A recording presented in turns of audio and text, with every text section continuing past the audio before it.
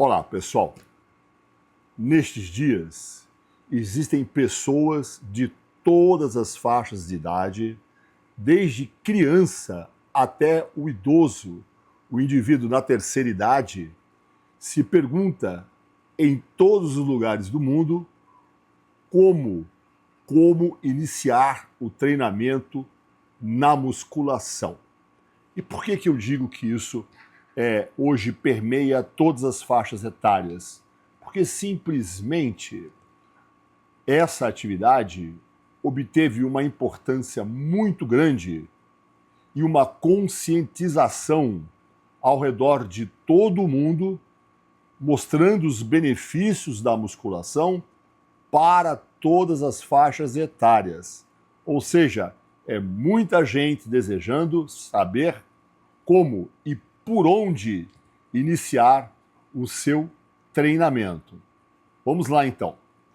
Independente da sua faixa etária, o principal fator que você necessita é a informação, e informação boa a respeito dessa atividade e de como iniciá-la. Porque tem muitas informações que deixam bastante a desejar, principalmente sobre os cuidados iniciais. E digo para vocês, esses cuidados iniciais são muito similares em todas as faixas etárias, sendo que, para as extremidades, para os indivíduos muito jovens ou para aqueles indivíduos já na terceira idade, os cuidados devem ser a eles prestado ainda mais atenção, por causa da delicadeza da adaptação necessária e das individualizações, principalmente nesses extremos da faixa etária. Até algum tempo atrás, muitas pessoas, inclusive, torciam o nariz, por exemplo, quando se falava de musculação aplicada, por exemplo, para a infância. E foi justamente um desses livrinhos que estão aqui, no caso, o Fecha a Carinha e Treina, que fez com que, pelo menos aqui no Brasil, está aqui o Fecha a Carinha e Treina, escrito por mim e pelo doutor Andrei. Foi justamente esse livrinho que deu um início a uma conscientização mais em massa da necessidade e da utilidade dos exercícios com sobrecarga, inclusive na infância e pré-adolescência, quebrando aqueles mitos, se treinar musculação não vai crescer, coisas desse tipo, vai machucar a criança. Então aquele livrinho coloca para dormir esses conceitos que ficaram enraizados durante muito tempo, inclusive no meio da sociedade médica, que hoje, em larga escala, também já conhece os benefícios da musculação para as crianças. O livrinho todo escrito e baseado em ótimos estudos científicos, estudos importantes aí de uma excelente condução. Ou seja, isso já não é mais mistério. Quando nós nos voltamos para o outro espectro da faixa etária, ali também, entre os companheiros aí da terceira idade, já se sabe a grande importância da musculação para a prevenção de várias doenças, para a melhora da qualidade de vida e principalmente para reduzir significativamente os efeitos da sarcopenia, que é essa degradação da massa muscular e também da massa óssea decorrente do processo da idade, do sedentarismo, da má alimentação, do tabagismo, do álcool e por aí vai. Muito bem, já muito bem instituído esse conhecimento, por onde iniciar então, e esse cuidado deveria ser prestado em todas estas faixas etárias. Primeira medida, condução, avaliação médica, que todos deveriam ter acesso. Nós pagamos impostos e deveríamos, pelo menos, ter o direito de consultar o médico para fazer uma avaliação geral da saúde. Isso, para mim, é fundamental.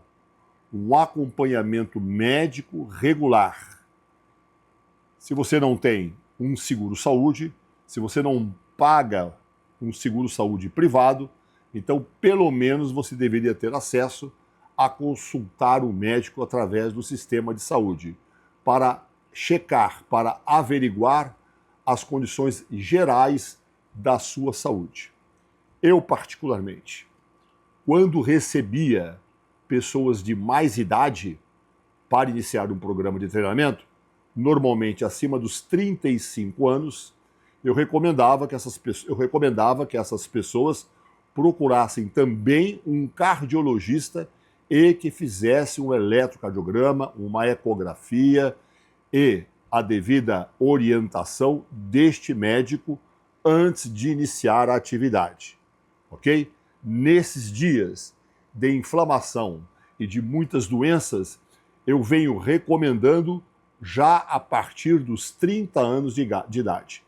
E se a pessoa tem algum sintoma, até antes disso, tá? Então, para mim, esse é o ponto de partida que quase ninguém menciona.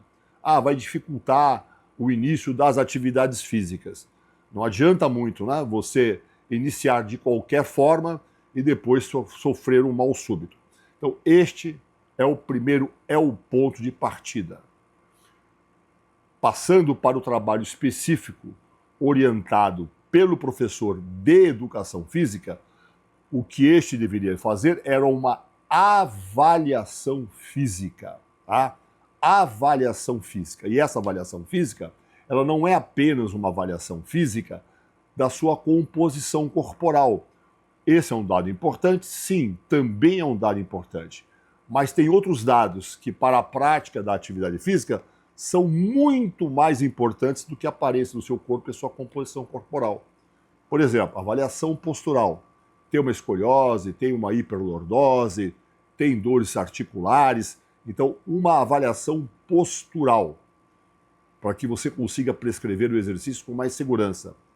Testes cinéticos, ou seja, são testes com o indivíduo em movimento, ou ele precisa de se movimentar. Quando você faz uma avaliação antropométrica, medidas circunferenciais e da composição corporal, o indivíduo necessariamente não precisa de se movimentar, correto? Agora, nessa parte cinética, são testes de capacidade cardiorrespiratória, teste de força, teste de flexibilidade, que você necessita para compor um histórico, para você compor a condição atual daquela pessoa, a fim de que você possa prescrever um programa de treino compatível com a condição inicial desta pessoa. Feito isso, está apto para iniciar um programa de avaliação? Vai para o programa de avaliação. Ainda não está apto para iniciar o programa de avaliação? Então, você encaminha para o médico, encaminha para o fisioterapeuta, encaminha para o nutricionista ou mesmo para um psicólogo. Você pode realizar essa triagem através desse programa de avaliação, que é chamada avaliação cineantropométrica. Feito isso, está liberado para a atividade física, então você deve começar de exercícios gerais, começar de forma progressiva e aumentando o volume do treinamento ao longo dos dias, ao longo das semanas ou mesmo ao longo dos meses. E você vai construindo isso de maneira progressiva. Dentro da nossa metodologia, nós primeiro iniciamos o exercício de forma submáxima. Passado dessa fase, você passa a fazer exercício submáximo, exercícios à falha, e lá na frente você realiza também os exercícios de forma submáxima, a falha e a falha total, de acordo com a nossa metodologia de treinamento, que é muito bem explicada através do livro, está aqui, o livro MIT a Fundo. Ou seja, é importante que você siga uma metodologia. é importante que você siga uma orientação. Agora, o que você deve evitar é buscar orientações diferentes o tempo inteiro. Como eu digo sempre, muitos mestres, muitos erros. Então, siga uma escola.